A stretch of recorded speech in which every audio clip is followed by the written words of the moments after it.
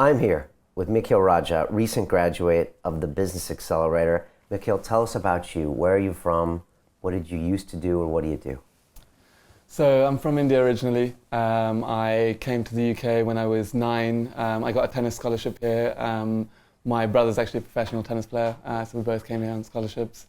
And did school, kind of boarding school from 9 to 18. Went to Edinburgh University. After that, graduated and joined Deutsche Bank in the UK investment banking team, like yourself. And at the start of the year, quit to start my own business. And my journey to, the Business Accelerator was really part of going from, trying to start a business to feeling confident in starting that business and managing people and really becoming a CEO effectively. And I think London Real and the Business Accelerator particularly gave me that confidence to go from I'm a startup co-founder to I'm a CEO and I'm going to create something real.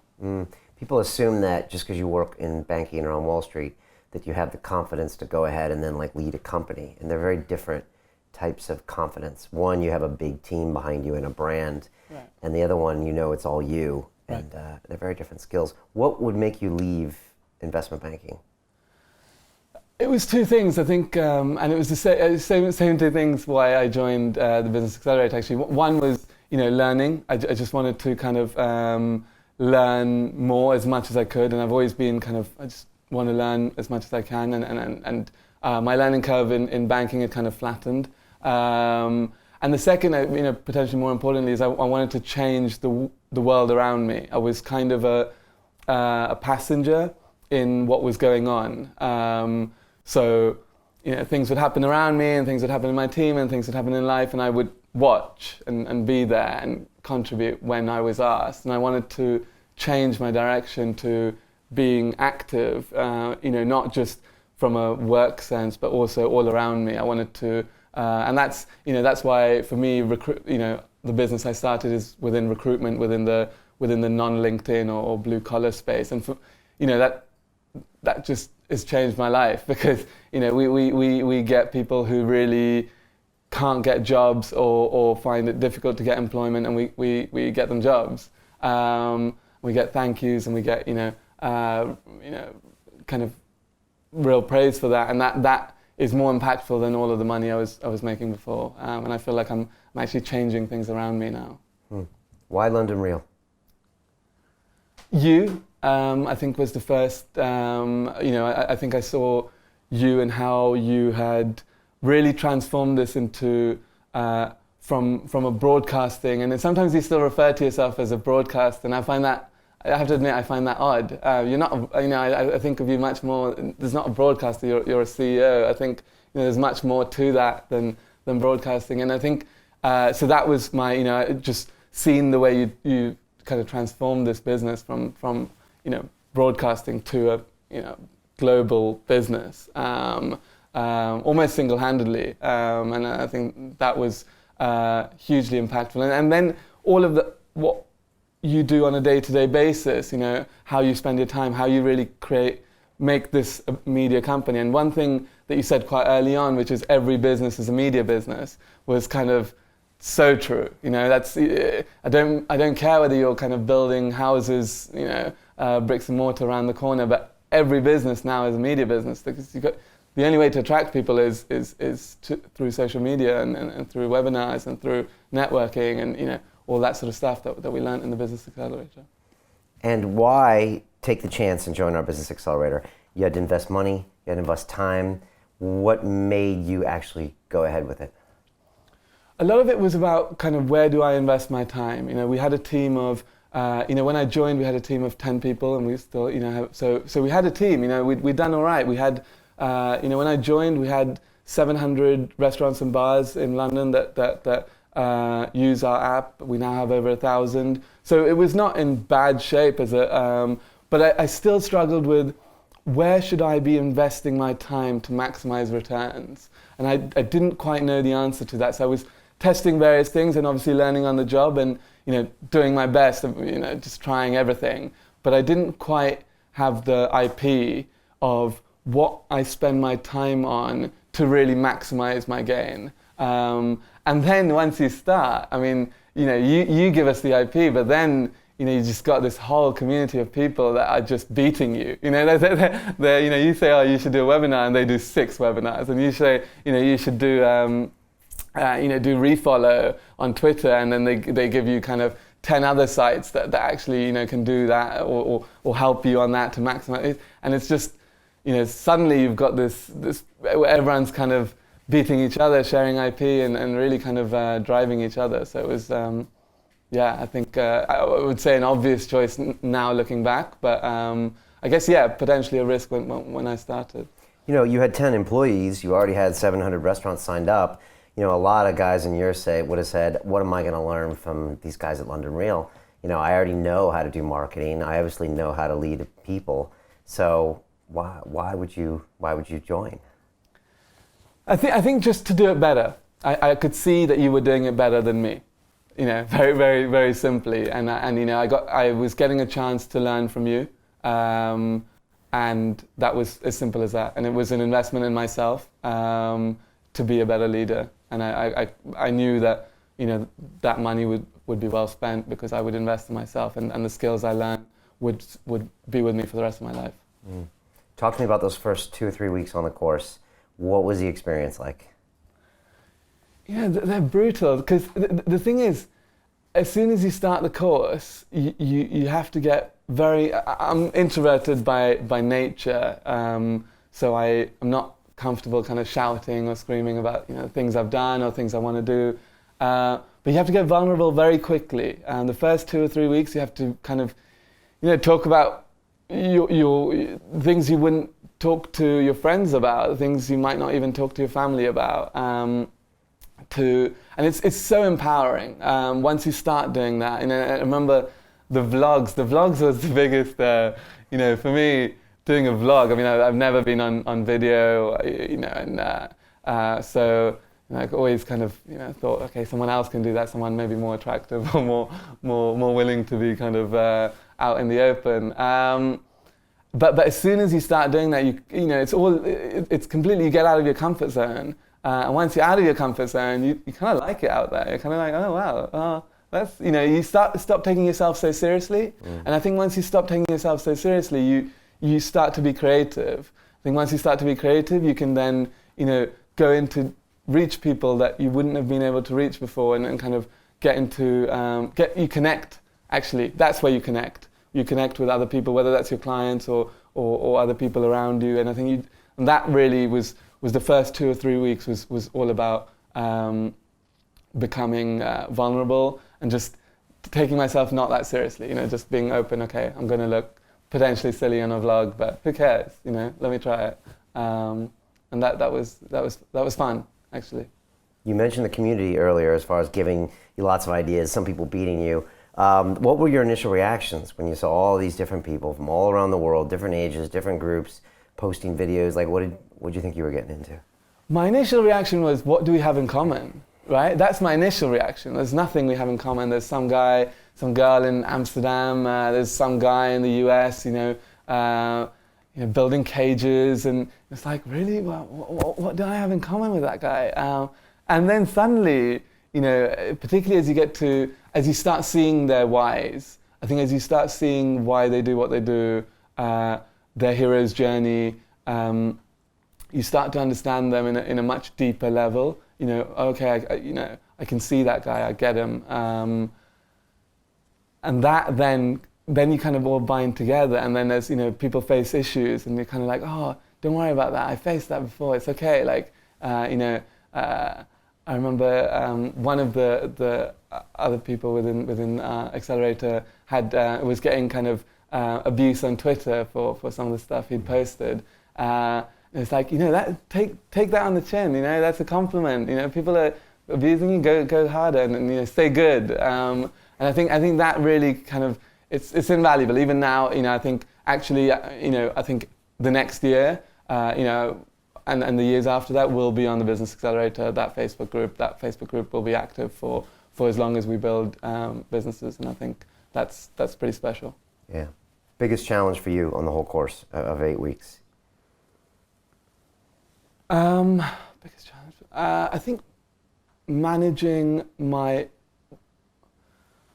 emotions. So running the business and then making sure that I had time to really focus on this and really do everything that needed to be done. I think translating some of those things to other areas. So, one of my key objectives for the last 3 months has been, raising capital. And so a lot of the stuff that we discussed on the sales side, on the client side, taking all of that and using that to enhance, so kind of taking that knowledge and then using it for my own purpose, which was kind of reaching out to investors and really, creating the funnel for investors.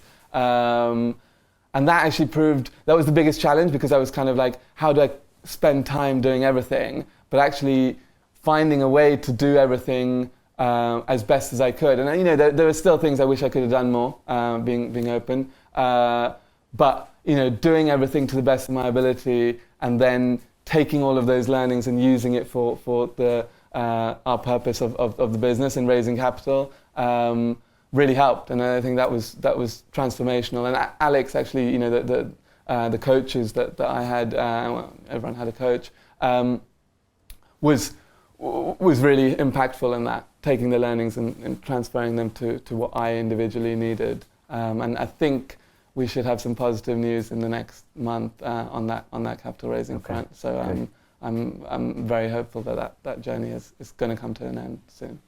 Biggest breakthrough on the course for you? Vlogs and webinar, no doubt. Okay. Talking about the webinar, because you didn't know about doing it, you did it, and then you had some really big breakthrough with your business afterward. How was all that stuff related? How is it related? It was related because I tried different things, and what I had envisaged didn't work out. So I did the webinar, I wrote blogs to link to the webinar.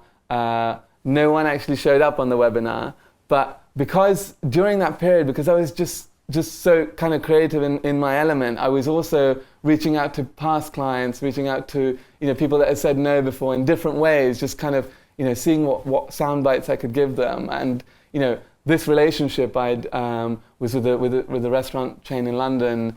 I had cold called them in February, and they hadn't liked our product. They tried it again and thought it was okay after we'd improved it a bit. Then they tried it a third time, and again were kind of okay. And so reaching out to them again, and we did another kind of little trial for them. So it's almost the fourth time that I'd kind of reached out to them and kind of got them engaged. And then suddenly it clicked, and we just hadn't quite provided the service that we needed to provide across all of their managers, and quite made the connections with everyone we needed to make.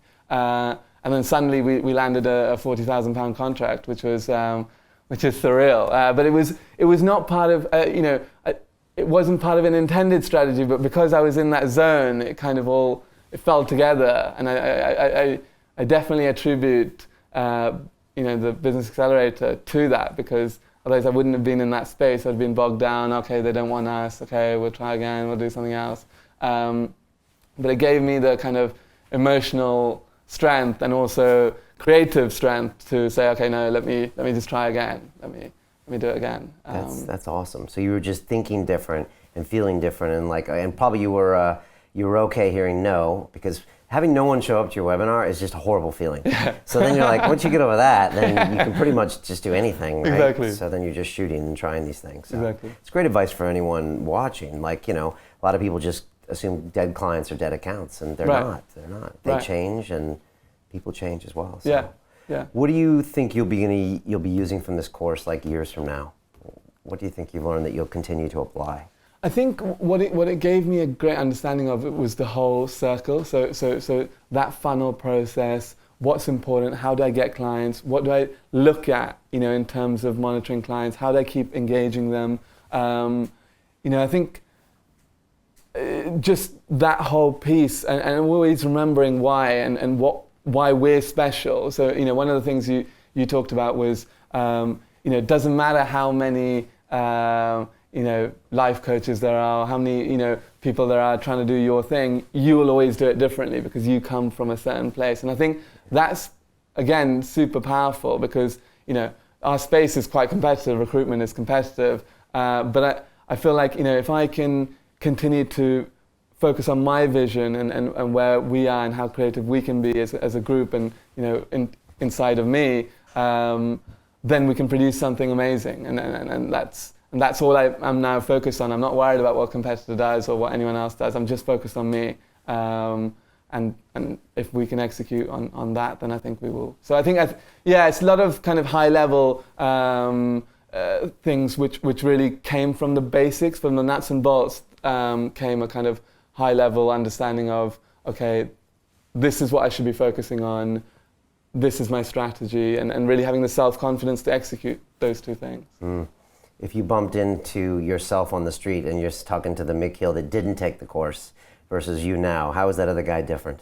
It was so strange. I bumped into an ex-colleague of mine because as I said, we're raising funds and I'm reaching out to my ex-colleagues, etc. And he said to me, "You've changed so much." And I was like, "Really? I haven't. I'm me. I'm cool." He's like, "You would have never reached out to me before, and you would have never reached out to our old bosses before, and you would have never just gone for them and said, 'Look, I've got amazing business that you should invest in.'" He was like, "You're trying to raise money for ages. Why? Like, what's happened?" And I was kind of like, I'm always confident, and that kind of hit me as kind of, actually I have changed. I'm more willing to go out and put myself on the line, whether it's friends, families. My aunties know we're raising money. My ex-colleagues know, and that has the risk of failure. That has if you don't raise money, then everyone thinks, oh well, you've failed. But I think the accelerator taught me to, well, you won't succeed unless you do that. So just go for it. And if it fails, it fails. But you've learned a lot in that process. And I think that self-confidence I didn't have to really put myself on the line there and really risk losing in order to achieve winning, and just focus on the winning. Yeah, I know that mindset because if you're from that space, the last thing you want to do is go back and ask your former banking colleagues. But then again, if you reframe it, it's like, well, why wouldn't you? And again, you're giving them an amazing opportunity, and if they say no, who cares what they think? So Exactly. it sounds like you've really gotten over the fact of people caring what they think of you. Exactly. Vlogging does that a lot because once you just throw yourself out there, you're just like, well, whatever. It's out there, and who cares? And this is what I'm doing. So sometimes I forget how empowering these steps are. So. If someone's thinking about taking this course, they're not sure, what do you tell them? What advice do you give them? Go for it. I think you don't realize at the start how impactful it is at the end. So that's obviously always going to be the case. I would say go for it. I think it's an investment in yourself, and I think it's important that you invest in yourself always. I think as you get older, people tend to think, okay, well, I invested when I was in university, I invested when I was in school, I don't need to keep investing. And I disagree with that notion. I think you need to always invest in yourself, always invest in your learning, and this is, the perfect place to do it. Finally, you had more of a business-to-business play. Some of the students have more of a business-to-consumer play, or at least it looks like that at first. They will probably morph into a business-to-business play like we did as well. But how did the course look through that lens to you? It sounds like you found a way to just use a lot of the lessons anyways. Yeah, I think they're so comparable. I think all businesses, are on social media. You forget because people run businesses. Businesses don't run businesses. And so targeting those people at the businesses, you can do it the same way as targeting, a normal consumer. And really that's what the lessons I was taking on Twitter, on Facebook, on LinkedIn, on the blogging. You have to change your audience. You potentially have to change your tone. It's a bit more formal. But you work around those specifics. And in the end, a lot of what the Business Accelerator teaches you need to translate for yourself in order to make it super impactful. And that's just the way every business is going to be. But it's important that you learn those lessons and and then you can kind of tweak them to what you need. How do you think you're going to be interacting with your classmates over the next year or two? I really want to beat them all. I want to build the best business of them all. I think, look, I think what's really nice is we all celebrate each other's successes and we all help each other in their failures. And I think that's crucial. I think, I want to, share the good news and the bad news and all that sort of stuff. And I think likewise, we're actually doing the bi-weekly calls. I don't know if you know, but we're doing the bi-weekly calls still on a Tuesday at 7 p.m. Whoever can join will come on the call. So that's very nice. And we're also keeping on the accountability document, really? which is a document that everyone hates. Everyone it's a document that actually serves you well. So the aim is to keep it on and hopefully come back to you in a year's time and say, look, I've built this really cool business thanks to you, and maybe we can help other people build businesses as well. So yeah, hopefully build that ecosystem out. Yeah, you might be the first one on my Hall of Fame. I think it's a little bit early to speak of that. We'll and also, these classmates could be potential investors as well. So. Yeah. Mikhil, loved having your energy on this course. Love your energy right now. I can feel your passion. And I think if you continue to push yourself and get out of the comfort zone and try new things, you're going to be really successful as a business. So thanks for coming on the course. An honor to have you. No, thank you. It's an honor to be on the course and learn. Cool, man. Thank you. Thank you very much.